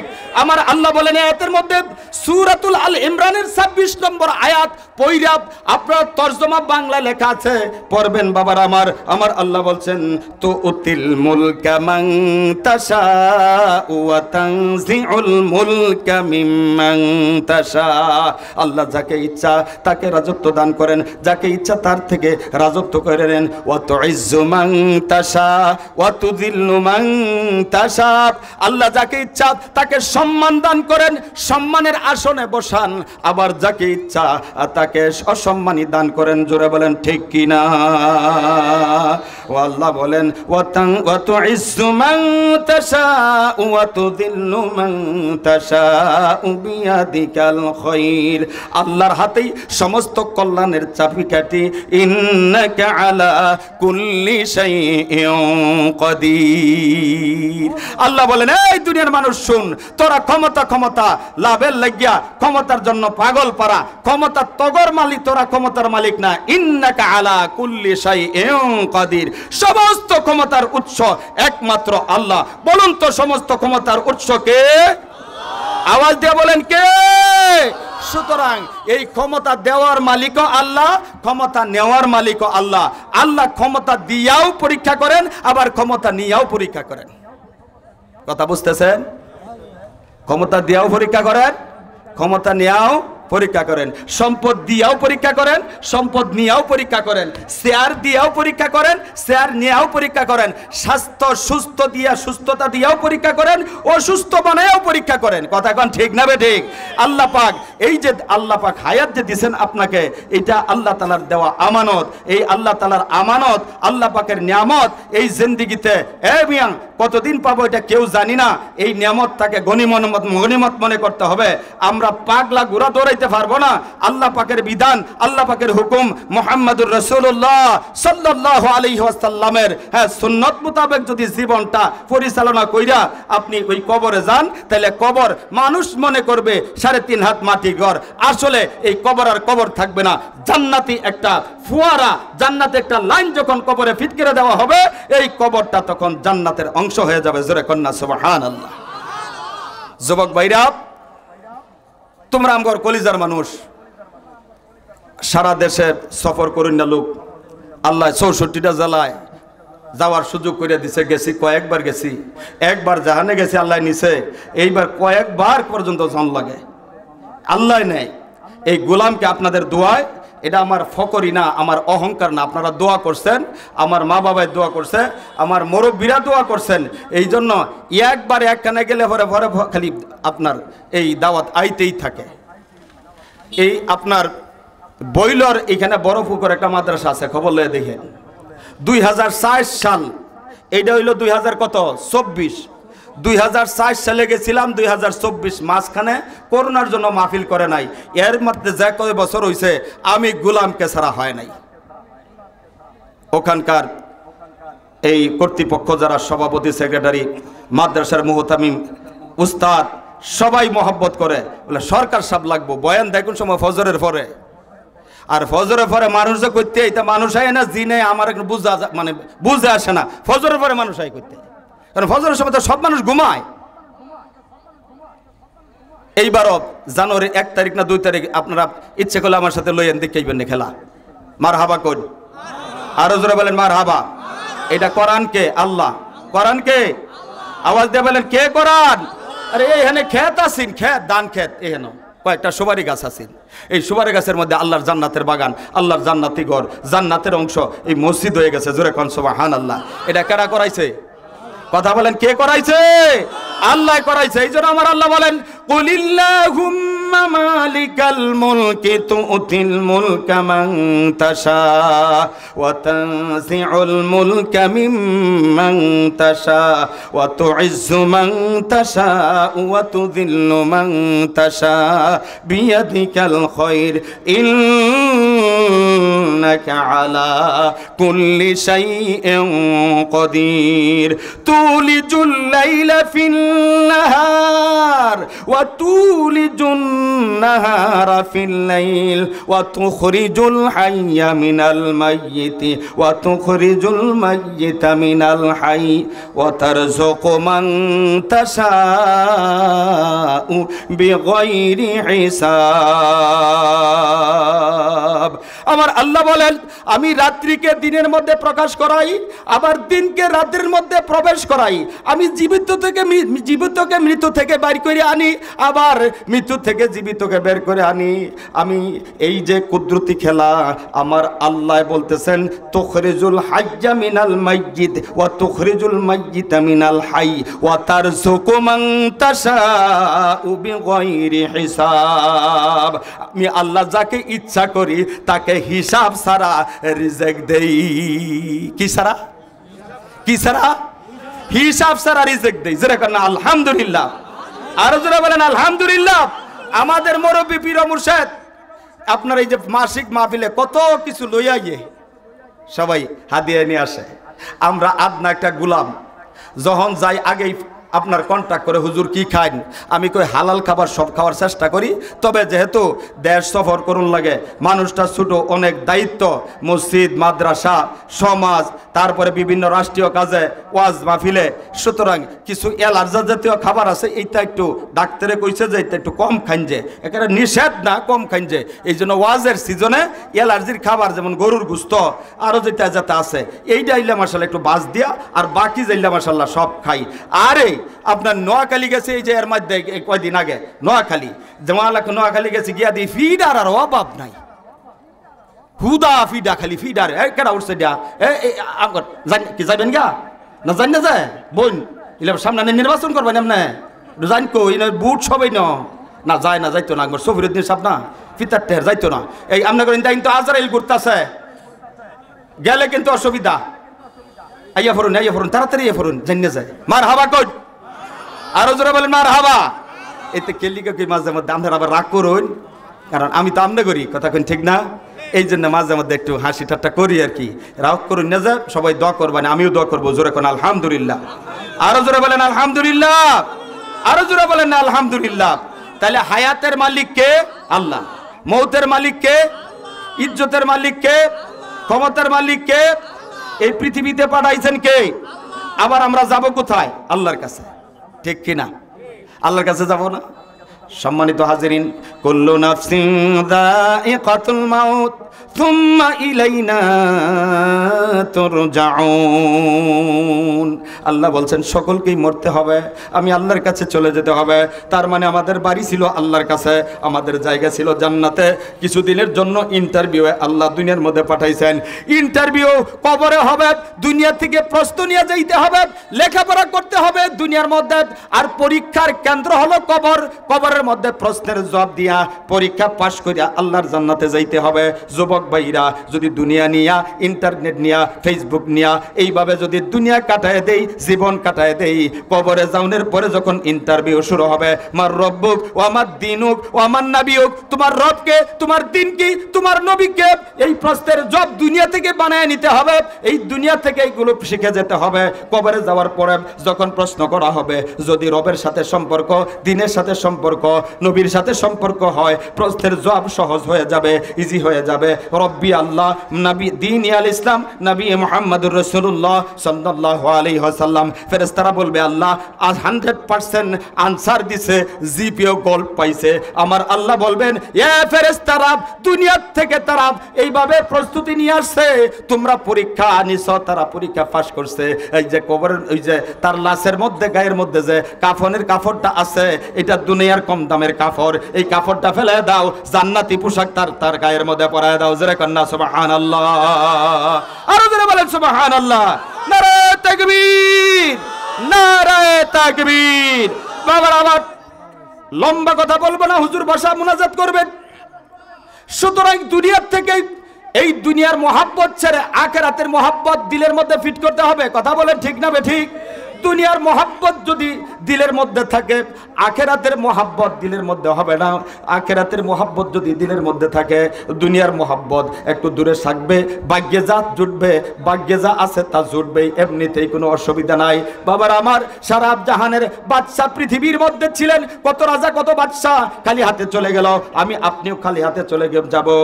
দুনিয়ার পাগল যারা, দুনিয়ার জিন্দেগিতে যারা পাগল পালা ছিলেন, মরণের পরে তাদের কোনো নাম নিশানা নাই। তাদের কবরের উপর দিয়া গরু ছাগলে ঘাস খায়, গরু ছাগল চলাফেরা করে, তারাই এবার সুযোগ নাই। কথা বলেন ঠিক না বেঠিক?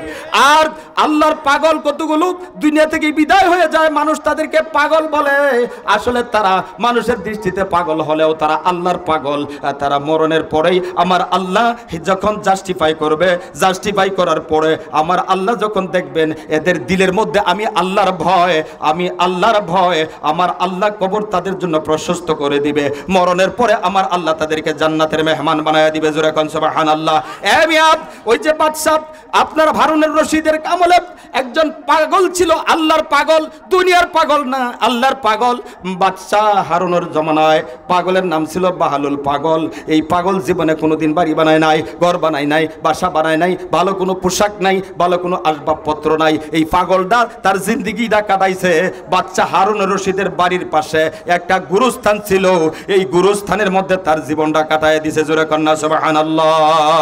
ও আমার বাবারা, বাদশা হারুনুর রশিদ একদিন এই বাহলুল পাগলকে ডাকছেন, বাহলুল জানতে চাই তোমার বাসা বাড়ি আছে কিনা? বলে না, আমার তো ঘর বাড়ি নাই, আমি ঘর বাড়ি বানাই নাই। থাকো কোথায়? থাকি গুরুস্থানের মধ্যে। তোমার বিছানা পাতি? বলে সাধারণ সিম্পল, আমার কোনো বালা আসবাবপত্র নাই। বাহলুল এই কথা বলবার পরে বাদশা হারুন ডাক দিয়ে কয়, এই জন্যই তো মানুষ তোমাকে আহাম্মক বলে, এই জন্যই তো মানুষ তোমাকে পাগল বলে, এই জন্যই তো মানুষ তোমাকে আহাম্মক বইলা উপাধি দিছে। এ বাহলুল, আমি বাদশা হারুন সুন্দর একটা দামি লক্ষ লক্ষ টাকা দামের একটা লাঠি, এটা আমি তোমার জন্য বানায় রাখছি। মানুষ যে তোমাকে পাগল বলে, মানুষ যে তোমাকে আহাম্মক বলে, এই যে পাগল আর আহাম্মক বলার কারণে আমি বাচ্চার পক্ষ থেকে দামি লাঠিটা তোমার জন্য প্রস্তুত করে রাখছি। বাহলুল নাও, এই লাঠিটা ধরো। এবার বাহলুল যখন লাঠিটা নিছে, ডাক দিয়া বলে, বাহলুল একটা শর্ত আছে। কিসের শর্ত গো? বলে, বাহলুল রে, আমি লাঠি তোমাকে দিলাম, তবে শর্ত হলো তুমি যদি তোমার চাইতেও আরো কোনো এমন আহাম্মক আহাম্মক লোক তোমার চাইতে বড় আহাম্মক আরো খুঁজিয়া পাও, তোমার চাইতে যদি আরো বড় বোকা খুঁজিয়া পাও, তাহলে আমার লাঠিটা ওই আহাম্মকের হাতে তুমি ফিরাইয়া দিও। সম্মানিত হাজিরিন, বাহলুল লাঠিটা মাথার নিচে নিয়ে ঘুমায়। দিনের বেলায় বিভিন্ন এলাকায় যায়, গিয়া কাউকে এমন আহাম্মক লোক খুঁজিয়া পায় না যে বাড়ি এখনো বানায় নাই, ঘর বানায় নাই, এমন কোনো লোক খুঁজিয়া পায় না। বাহলুল 10-12 বছর পর্যন্ত লাঠিটা মাথার নিচে দিয়ে ঘুমাইল, আর এলাকা এলাকা তন্ন তন্ন তন্ন তন্ন করে ঘুরলো, কাউকে এমন আহাম্মক আর খুঁজিয়া পায় না।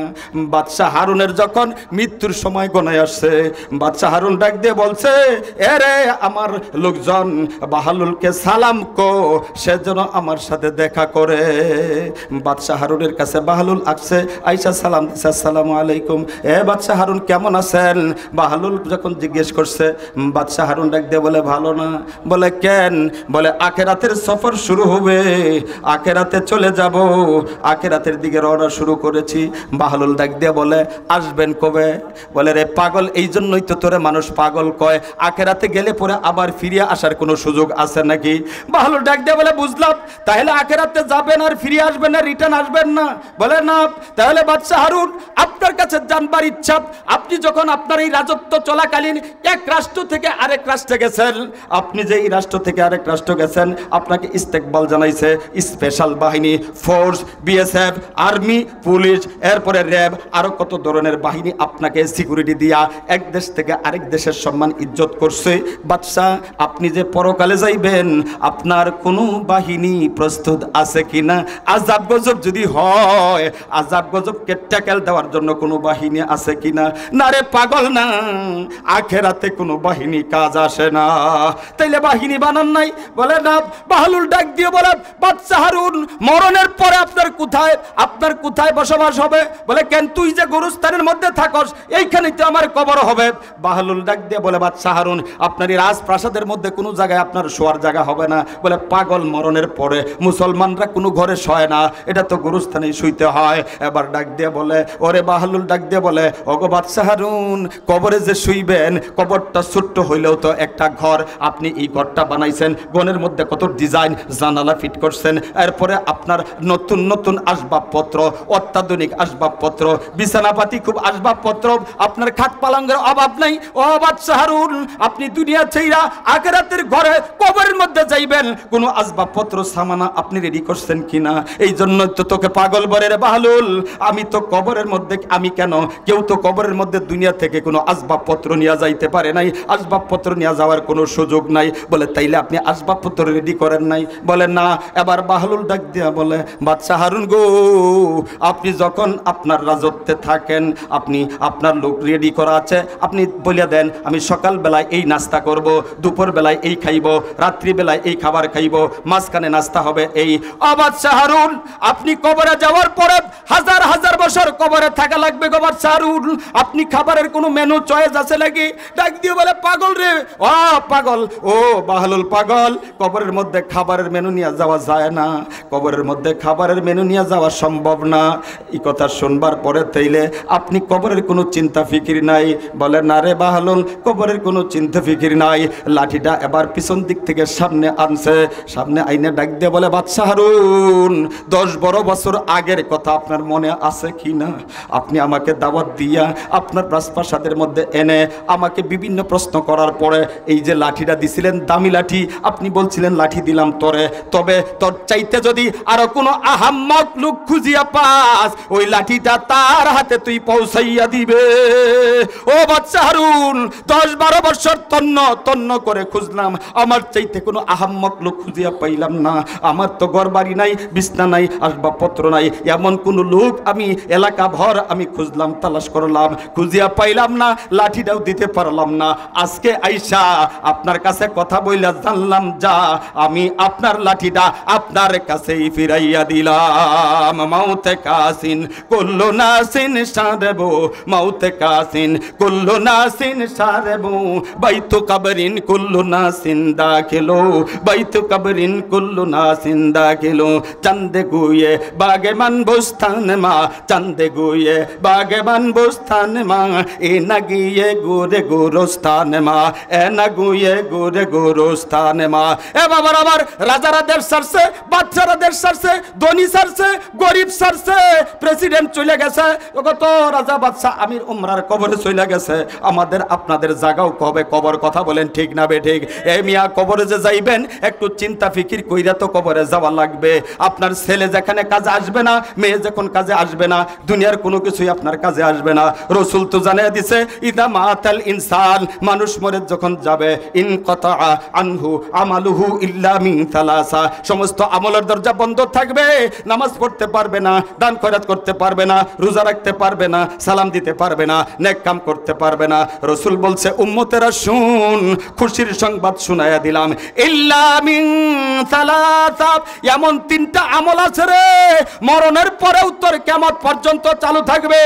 এক নম্বর নবী বলছেন ইল্লা মিন সাদাকাতিন জারিয়া, একটা হলো সদকায়ে জারিয়ার কাজ। এই যে মদিনা মসজিদের জায়গা যিনি দিবেন, যে মদিনা মসজিদের জায়গা দিয়া যিনি কবরে চলে যাবেন, এই মসজিদ যারা প্রতিষ্ঠা করেছেন, মসজিদ যারা প্রতিষ্ঠা করবেন, ইট দিবেন, টাকা দিবেন, পয়সা দিবেন, একটা টাকা দিয়েও যারা সাহায্য সহযোগিতা করেছেন, এটা সদকায়ে জারিয়া রে বাপ। তুমি কবরে যাওয়ার পরে তোমার ছেলে মেয়ে তোমাকে বইলা যাবে, এই মসজিদ মাদ্রাসা ইয়েতিমখানা তোমাকে ভুলবে না।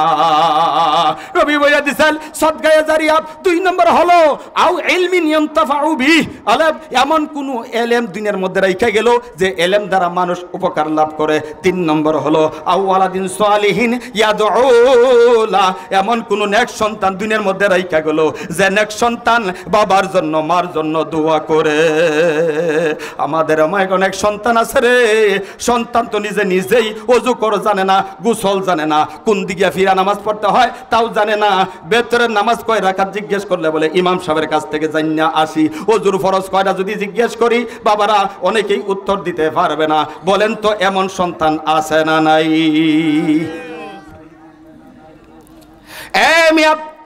মা বাবা আমার আপনার পরম ধন। আল্লাহর রাসূল যে বলছেন নেক সন্তান দুনিয়ার মধ্যে রাইখা গেলে ওই সন্তান তার কাজে লাগবে। নেক সন্তান যদি দোয়া করে বুলেটের গুলি মিস হয়, নেক সন্তানের জন্য সন্তানের দোয়া মিস হয় না। বাবা যদি মা যদি সন্তানের জন্য দোয়া করে জীবদ্দশায় এই দোয়াও কবুল হয়। বুলেটের গুলি মিস হইলেও মা বাবার দোয়া কবুল হয়। জোরে কন্যা সুবহানাল্লাহ। বাবার আমার এই জন্য দুনিয়ার থেকে কবরে বানায়া যাইতে হবে, দুনিয়ার থেকে কবরে চিন্তা করে যাইতে হবে। নেক সন্তান কিরকম একটা উদাহরণ দিয়ে আমি আমার কথা ইতি টানবো। হযরত মুসা পয়গম্বরের জমানায় একজন গোস্তের ব্যবসায়ী ছিল। পয়গম্বর মুসা আল্লাহর সাথে ডাইরেক্ট কথা বলতেন। একদিন কথার বলার চলে ডাক দিয়ে বলছেন, মালিক গো, জান্নাতে আমার সাথে সঙ্গের সাথী কে বানাইবা একটু জানতে চাই। আল্লাহকে গোস্তের ব্যবসায়ী, জোরে কোন সুবহানাল্লাহ। কি গোস্তের ব্যবসায়ী? কি আরে কষাই চিনুন আপনারা? ওই যে গরু জবা হইরা আপনার এই বকরি জবা হইরা খাসি কয়ে বেছে কথা কয় না। এই নবার এই কষাই নাই তো নাকি? দেখেন যে আপনারা যার দুই কেউ থা হইন ব্যবসায়ী, আপনাদের কথা কইতেছি না, এটা ঢাকার কথা কইতেছে। আঙ্গুর বালকার ব্যবসায়ী তারা খুব বালা, 1 কেজির মধ্যে 900 গ্রাম দেয়। একদিন আমি মাপছিলাম, একটা মিশা কথা কইতেছি না। একদিনে মাপছি আমি, মাপার পরে দেখি আপনার 100 গ্রাম নাই। আসেনি খবর? কথা কয় নাকি আসেনি? আছে। এই ছোট সময় দেখছি ফাটগুলা ফকা ফাটগুলা আপনার উর্ফে দেয়া সাজাইছে ছাইছে বিত্যাকের জন্মের কালাতা দিছে দেয়া সুন্দর করিয়া বগার পাইহের মতো ফকা নিয়া আপনার বেশি আছে 500 টাকা 600 টাকা মন। বেড়া নাই খুলে দেয়া বিত্তে সব ফাটের আই এমনি কি তা উদা কলা গাছের মতো বেড়া। আসেনি? কথা কেন আছে না নাই? উর্ফে দেখবেন দানগুলা হুক না দানগুলা দেয়া জাইরা মেরা দিব নিচে সব তো চোষা। আসেনি? এইগুলো হইল 2 নম্বরই। এইগুলি প্রতারণা। রাসূল বলছেন যদি কেউ, আমি নবী আমার উম্মত যদি কেউ প্রতারণা করে, মান গাসাব, যদি কেউ প্রতারণা করে, ফালাইসা মিন্নি আও কামা ক্বালা আলাইহি নবী সাল্লাল্লাহু আলাইহি ওয়াসাল্লাম, নবী বলছেন প্রতারণাকারী আমার উম্মত হইতেই পারে না। হাজরিন, কত লম্বা কথা বলার সুযোগ নাই। বলছিলাম পয়গম্বর জিজ্ঞেস করছে জান্নাতের সাথীকে, বলে গোস্তের ব্যবসায়ী কসাই। মুসা পয়গম্বর এটা কত কিরম কথা? একজন ওলি আল্লাহ হইতো তে তো ভালো কথা হইতো। গুস্তের ব্যবসায়ী কসাই আবার আমার জান্নাতের সঙ্গের সাথী হয় কেমনে? এটা কি সাধারণ সলিমতি কলিমতি? এটা তো নবী পয়গম্বর মুসা, বনি ইসরাইল বংশের একজন জলিল কদর পয়গম্বর, ডাইরেক্ট যিনি আল্লাহর সাথে কথা বলতেন। এই মুজেজা তার ছিল, ডাইরেক্ট আল্লাহর সাথে কথা বলার। হাতের মধ্যে লাড়ি ছিল, লাড়ি দিয়া যা বাড়ি দিতেন, বাড়ি দেওয়ার সাথে সাথে যা কইতেন তা হয়ে যেত। জোরে কোন সুবহানাল্লাহ। আমার ভাইরা, মুরব্বিয়ানে কেরামরা, পয়গম্বর মুসা আল্লাহর দরবারে দরখাস্ত করছে, আল্লাহ গো, জান্নাতের সাথী দুনিয়ার মধ্যে দেখতে চাই। আল্লাহ বলছেন অমুক জায়গার মধ্যে, অমুক জেলার মধ্যে, অমুক গ্রামে একটা হাট আছে, ওই হাটের এক কোণার মধ্যে বৈশা এই আকৃতির সুরত, এই নামে এই লোকটা গুস্তের ব্যবসায়ী, হেরে দেখে আসো, ও তোমার জান্নাতের সাথী হবে। পয়গম্বর যখন শুনছে তার জান্নাতের সাথীর সাথে দেখা করবার জন্য গেছে, গিয়া দেখে অবশ্যই একজন গুস্তের ব্যবসায়ী কসাই দেখা যায়। কসাই হইলেও সাধারণ কসাই না, এই কসাইয়ের মধ্যে রাসূলের সুন্নাত পাওয়া যায়। জোরে কন্না সুবহানাল্লাহ। জিজ্ঞেস করছেন, ভাই সাহেব আপনার নাম কি? বলে আমার নাম হলো এই। এখন বুঝে ফেলছে, এখন তো পরিচয় পাইছে, ডাক দেয়া বলে, ভাই সাহেব কসাই, আপনার মেহমান আমি হইতে চাই, আপনার বাড়িতে মেহমান বানাইবেন কিনা? বলে বানাবো, একটা শর্ত আছে। শর্তটা কি? বাড়িতে আমার মা, বৃদ্ধা মা, আমি ঘরে গিয়া, বাড়িতে গিয়া আমি আগে আমার মায়ের খেদমত করব, এরপরে আপনার খেদমত করব। যদি রাজি থাকেন তাহলে আমার বাড়ির মেহমান হইতে পারেন। পয়গম্বর মুসা রাজি হইছে। ভাইয়ের আমার, যুবক ভাইরা খেয়াল করে শুনো, মা বাবার খেদমত করলে আমার আল্লাহ খুশি হয়ে যায়। রাসূল যে বলছেন, নেক সন্তান যদি মা বাবার জন্য দোয়া করে, তাইলে এই দোয়া মা বাবার কবরে পৌঁছে যায়। আবার মায়া যদি সন্তানের জন্য দোয়া করে, ডাইরেক্ট কবুল হয়। যুবকরে কই দিক দিয়ে হাঁটো, কোন দিক দিয়ে যাও, বিদেশে যাও, অ্যাকাউন্ট করো কার নামে, 10 বছর পরে দেখা অ্যাকাউন্টের লোক খুঁজা পাইতার না। কথা মিছা কইছি? মিছা কইছি? এই যে আপনার ওটা কি বলে, 14 গ্রাম কুমিল্লার শেষ ফেনীর শুরুতে মাহফিলে গেছিলাম। হেন আমারে কইলো, হুজুর, একটা লোক আইয়া কান্দা কান্দা কইলো, হুজুর দোয়া কইরেন, আমার সব শেষ। বলে কি শেষ? বলে কইেন না হুজুর, 15-20 বছর বিদেশ রইছি, ম্যাডাম বাড়িতে রাখা গেছিলাম, হ্যাঁ নামে এক কাণ্ড করে গেছি, হুজুর খালি কইছে উমুক কানো জমি রাখতাছি, উমুক কানে এই করতাছি। বলে 20 বছর পর্যন্ত মা বাবার সাথে ভালো করে কথা কইতেই দেয় নাই, খালি সালাম কালাম হইছে। যখন আমি কইছি যে এবার বাড়িতে আইতাছি, হ্যাঁ কয় আরো 5 বছর পরে আয়। এইবার যখন এই কথা কইছে, আমার একটা সন্দেহ হইছে, কি রে বেড়ি তো বেড়ার লাগিয়া, বউ তো জামাই লেগা পাগল থাকবো, হ্যাঁ দি কয় 5 বছর পরে আউনে লাগিয়া, ঘটনাটা কি? এই ঘটনাটা দেহন লাগবো। হে ইল্লা মাশাআল্লাহ, দেশ আইছে, কইয়াই আইছে। এবার আপনার কি বলে, এই এয়ারপোর্টে নামার আগেই হুজুর হে যে কই গেছে, 6 মাস ধরে খুঁজে হয় না। কথা বুঝতাছুন? হ্যাঁ বুঝতাছুন? যুবক ভাইরা খেয়াল করে শুনো, আপন থাকলে তোমার মা আছে, আপন থাকলে তোমার বাবা আছে, হরিরে খুঁজে হইতা না। আমাকে তোমার হরি কি কয়? বলে বোঝ আমার মেয়ে কই গেছে, আমি কি কইতাম? এই খবর আরো অনেক খবর আছে। সারা দেশ ঘুরি, আল্লাহ বিভিন্ন মেসেজ এই কানের মধ্যে আসে। বাপজানরা বলছিলাম, পয়গম্বর মুসা আলাইহিস সালাতু ওয়াস সালাম গুস্তের ব্যবসায়ীর সাথে বাড়িতে গেলেন। গুস্তের ব্যবসায়ী হযরতে পয়গম্বর মুসাকে বসাইছেন, বসাইয়া এই যে নিজ তার ঝুলনা থেকে সামান্য একটু ভালো গোশত নিজে বের করছেন, এটা সুন্দর করে কাটছেন, কাটটা এটা আগুন দিয়া এটাকে সিদ্ধ করছেন, মানে পাক করছেন। রুটি বানাইছেন, রুটি বানাইয়া মার কাছে নিয়ে গেছেন। একজন বৃদ্ধা মহিলা দুলনার মধ্যে শোয়া, নড়াচড়া করতে পারে না। মার কাছে গিয়ে আমারে ডাক দিছে, মা গো, ও মা, আসতে দেরি হয়ে গেছে, মা তোমার খেদমত করতে পারি নাই। মা, এই যে তোমার সন্তান নিজ হাতে পাক করে তোমার কাছে হাজির হয়েছে, মা একটু হাক করো, আমি তোমার মুখের মধ্যে দিয়া দেই। ওই যে নরম নরম রুটি আর গোশত মায়ের মুখের মধ্যে সন্তান উঠায়া দেয়। মায় খায়, খাওয়ার পরে ডাক দে কয়, সন্তান রে, আমাকে 2টা হাত আসমানের দিকে উঠায়া দে, আমি মনে হয় বেশি দিন বাঁচবো না, আমি একটু মালিকের কাছে একটা দরখাস্ত কইরা যাই। পয়গম্বর মুসা বৈশা রইছে। এবার ওই যে গোশতের ব্যবসায়ী কসাই মার 2টা হাত আসমানের দিকে উঠাইয়া দিছে। মায় ডাক দিয়া বলে, মালিক তোমার দরবারে আমি মা হইয়া দরখাস্ত করলাম আমার ফুতের জন্য। আমার ফুত ওই সারাদিন ব্যবসা করার পরেও বাড়িতে আইসা ফুতে আমারে বলে নাই, তার স্ত্রীর কথা মনে করে না, সন্তানের কথা মনে করে না। আমার ফুত আইসা নিজে নিজেই গোশত পাক করে রুটি বানায়া আমার মুখের মধ্যে প্রতিদিন খাওয়ায়, আমি শান্তি পাই, আমার পেটের ক্ষুধা নিবারণ হয়। মালিক জানি না হায়াতের জিন্দেগি আছে না নাই, শেষ মুহূর্তে তোমার দরবারে দরখাস্ত, মালিক আমার এই সন্তানকে জমানার পয়গাম্বর মুসা নবীর সাথে জান্নাতের মেহমান বানাইয়া দিও।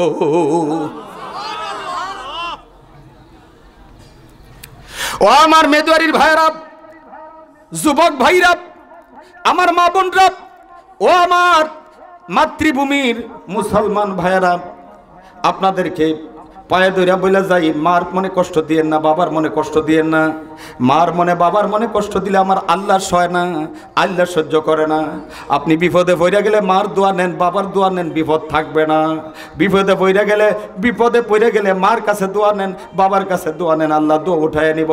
আমার মা যতদিন জীবিত ছিল, আমার মা যতদিন জীবিত ছিল, বাবাকে তো হারাইছি 1997 সালে, নিজে জানাজা দিয়েছি, নিজে কাফন দাফন করাইছি। মা 5 বছর হয়ে গেল দুনিয়া থেকে বিদায় হয়ে গেছে। মায় যতদিন জীবিত ছিল যদি ফোন দিতাম মা মাহফিলে যাই, মায় আবার রিটার্ন জিজ্ঞেস করতো আমার ওয়াইফের কাছে, মাহফিলে যায় কোন জায়গায়? মাহফিলে যায় বলে বরিশাল যায়। বরিশাল কোথায়? সর্ব দক্ষিণে। কতক্ষণ লাগে? বলে আসতে একদিন, যাইতে একদিন। সিলেটে যাই, মার কাছে বলতাম মা জিজ্ঞেস করতো কোথায় যায়? বলে সিলেটে। এটা আবার কই? বলে এটা পূর্ব দিকে। রাইত যাইতে একদিন, আসতে একদিন। আমার ওয়াইফ বলছে আপনি আম্মার কাছে মাহফিলে যান, এই কথাটা বইলেন না। কেন বলবো না? কি কথা? আর এমন কথা মার কাছে আবার না বইলে কেমনে যাবো? আমার মায়ে শুনছি, ওয়াইফে বলছে, বলে যখন শুনছে আপনি ওই যে বরিশালে যাবেন আর সিলেটে যাবেন, ওই দিন রাত্রে মা জননীর ঘুম হারাম, মা হারারাই ঘুমাইছে না। এর নাম হইল রে মা তুমি বিপদে পইরা দেখো তোমার পাশে কেউ থাকবে না, মা তোমাকে কোশ্চিন কালেও সারিয়া যাইবে না। কথা বলেন ঠিক না বেঠিক? এই জন্য নবী বলছেন, এ দুনিয়ার উম্মতেরা শুন, মানুষ মরে যাওয়ার সাথে সাথেই সমস্ত আমলের দরজা বন্ধ হয়ে যাবে। 3টা আমল কিয়ামত পর্যন্ত চালু থাকবে। একটা হলো সদকায়ে জারিয়া, মসজিদ মাদ্রাসায় 3খানা, রাস্তাঘাট বৃক্ষরোপণ, পানির ব্যবস্থা করা, এগুলো সব সদকায়ে জারিয়া। মসজিদ বানাইলেন, মাদ্রাসা বানাইলেন, ইতিমখানা বানাইলেন, খানকা বানাইলেন, রাস্তার জন্য জমি দিলেন। অনেকে রাস্তার লেগে রাস্তা জমি দেয় না, আসেন এরম কিপটার করে কিপটা আসে না? কথা কন না কা? রাস্তা হইতেছে, সরকারের রাস্তা মঞ্জুর করছে, হ্যাঁ রাস্তার মধ্যে ঠেক দেয়, এরকম ফাউল লোক আসে না নাই? এটা বুঝাই না, এই নাফরমান বুঝাই না রাস্তার মধ্যেও যায়, এটা সদকায়ে জারিয়ার কাজ। কথা কোন ঠিক না বে ঠিক? মসজিদের মধ্যে দান করলেও যে সব, রাস্তার মধ্যে দান করলে কি সব, কোনো বেশ কম নাই। কথা বলেন ঠিক না বে ঠিক? এই জন্য বাইরে রে যে এখান থেকে রাস্তাঘাট হইতে চায়, তোমার জায়গার উপরে রাস্তা যাবে, তুমি এটা গনিমত মনে করবা। কিয়ামত পর্যন্ত রাস্তা থাকবে, সব হইতে থাকবে, তোমার আমল নামার মধ্যে সবের আসানি হইতে থাকবে। আর মগার ঘরের মগায় হ্যাঁ গিয়া রাস্তা ঠেক দেয়, বলে আমার এখানটা জমিদার রাস্তা যাইবার দিতাম না, হ্যাঁ কবর হলে যাইব রাস্তা। কথা কোন ঠিক না বে ঠিক? এই কথা কোন না কা? এইখানে কেউ দিছুন, বাধা টাধা দিছুন না তো? সবাই তো ভালো তো? ইল্লা মাশাআল্লাহ। আল্লাহ যেন সকলকে ভালো কাজ করার তৌফিক দান করেন, বলেন আমিন। আরো জোরে বলেন আমিন। 2 নম্বর হলো এমন এলেম রাইখে গেল যে এলেম দ্বারা মানুষ উপকার লাভ করে। 3 নম্বর তো বলছি নেক সন্তান। বাপজান রাম, আল্লাহর নবী তো বলছেন আমার আপনার জিন্দেগিতে 3টার যে কোনো একটা আমল যদি কইরা যাইতে পারি পরকালে কাজে লাগবে। আল্লাহর দেওয়া জান, আল্লাহর দেওয়া মাল সবকিছু আল্লাহর, এগুলো আল্লাহর দেওয়া। আল্লাহ মাঝে মধ্যে দিয়া পরীক্ষা করেন, নিয়াও পরীক্ষা করেন। বনি ইসরাইল বংশের মধ্যে 3টা লোক, হাদিসের কথা বয়ান করে দিলাম আপনি সংক্ষিপ্ত আকারে।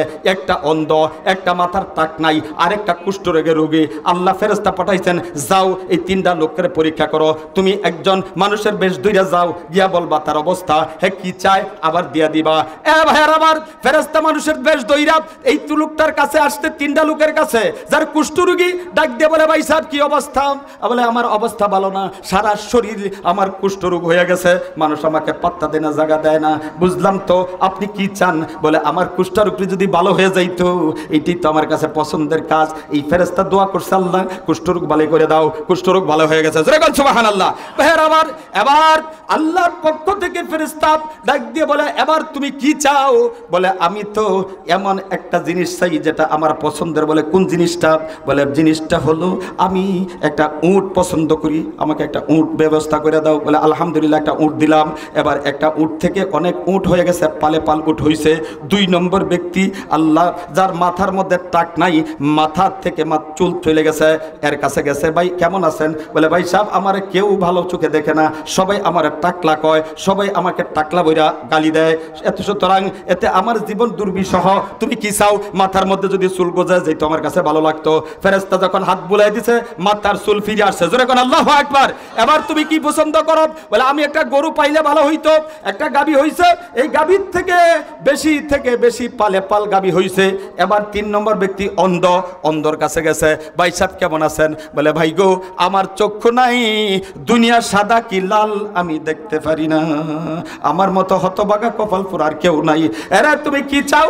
চক্ষু দুইটা ভালো হইলে আমি দুনিয়া দেখতাম, এটাই তোমার পছন্দের কাজ। আল্লাহু আকবার বলেন। ফেরেশতা দোয়া করছে, চক্ষু ফিরা পাইছে। বলে এখন তুমি কি পাইতে চাও? বলে একটা ছাগল পালতে চাই। একটা ছাগল দিছে, এই ছাগল থেকে পালের পাল ছাগল হয়ে গেছে।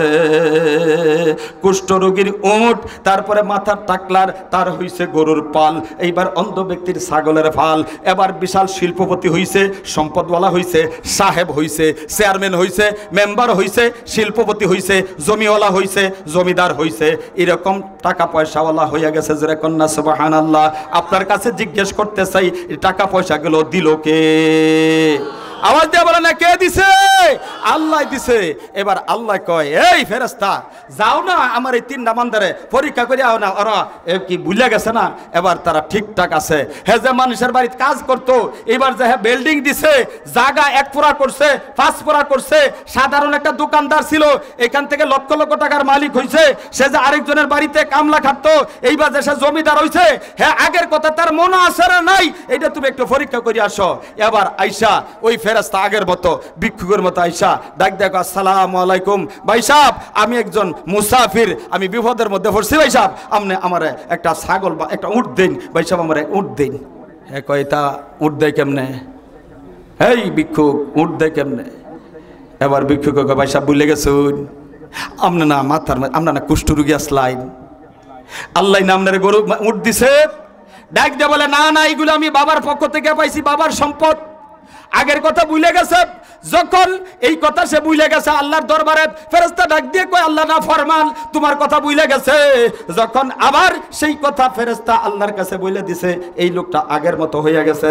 এবার যার মাথার মধ্যে টাক নাই ওর কাছে গেছে, গিয়া বলে আমি মুসাফির, বিপদে পড়ছি, একটা গরু চাই। বলে গরু দেওয়া যাবে না। আপনার কি মনে নাই আপনি কিন্তু মাথার মধ্যে টাক ছিল না, মালিক আপনাকে মাথার টাক ফিরাই দিয়েছে, চুল গজাইছে। মালিক আপনাকে একটা গাবি দিছে, গাবির থেকে আপনার লক্ষ লক্ষ আপনার গাবি হয়ে গেছে, হাজার হাজার গাবি হয়েছে। এই কথা বলার পরে এই লোকটাও বলে না না, আমার এইভাবে অবস্থা ছিল না, সম্পদ আমি বাবার কাছ থেকে উত্তরাধিকার সূত্রে পাইছি, আমার মাথার চুল ঠিক আছিল। আল্লাহর দরবারে ফেরেশতা ডাক দিয়ে কয়, আল্লাহ নাফরমান নিমুখ হারাম, আগের কথা ভুলে গেছে, আমার আল্লাহ কয় আগের মতো বানায় দিলাম। জোরে বলে নাউজুবিল্লাহ। এবার অন্ধ ব্যক্তির কাছে গেছে, গিয়া সালাম দিছে, আসসালামু আলাইকুম ভাই, আমি মুসাফির, বিপদগ্রস্ত, একটা ছাগলের প্রয়োজন, একটা ছাগল দেন। এই কথা বলার সাথে সাথে লোকটা কয়, এরে ভাই হাজারো হাজারো ছাগল আমার মালিক আমারে দিছে, আমার চোখ ছিল না, মালিক আমারে চক্ষু দান করছে, আমার ছাগল ছিল না, মালিক আমারে ছাগল দিছে, আমার পালে পাল ছাগল হইছে, একটা কেন এই যে এখানে দেখা যায়, যা তোমার দরকার সব নিয়ে যাও। ফেরেশতা কয়, পরীক্ষা করছি গো, পরীক্ষায় তুমি পাস, ছাগল নিতে আসি নাই, তোমার মাল সম্পদ আরো বরকত হবে। জোরে কন্যা সুবহানাল্লাহ। বাবার আমার, হুজুর আমাদের মুরব্বী, 100 বছরের বয়স, এইখানে যে বসায় রাখছি আপনাদের মহাব্বতে, আমাদের মহাব্বতে, এই শীতের মধ্যে 100 বছরের মুরব্বী, খেতার থেকে বের হওয়ার কোনো সুযোগই ছিল না। আমি বলছি হুজুর আসবেন, আমি গাড়ি পাঠাইছি, হুজুর আসছেন, আবার গাড়ি দিয়া আবার পৌঁছায় দিব। বলছি হুজুর সামনের বছর মাহফিল হবে, আপনাকে আমরা পাই কি পাই না। আলেম ওলামারা সবাই বলছে হুজুর রেখে দিয়া আখেরে মোনাজাতটা করাইবেন, এই জন্য হুজুর বৈশা রইছেন। আমি হুজুরের কাছে মাফ চাই। বাপজানরা, বায়েরা ও আমার এলাকাবাসীরা, এই যে মসজিদটা এইখানে শুরু করছে, এই মসজিদটা আল্লাহর ঘর, এই কাজটা ভালো না মন্দ? ভালো কাজের সাথে আমরা শরীক হইতে চাই। কে কে শরীক হইতে রাজি আছেন? দুইটা হাত উড়ান তো ইনশাআল্লাহ।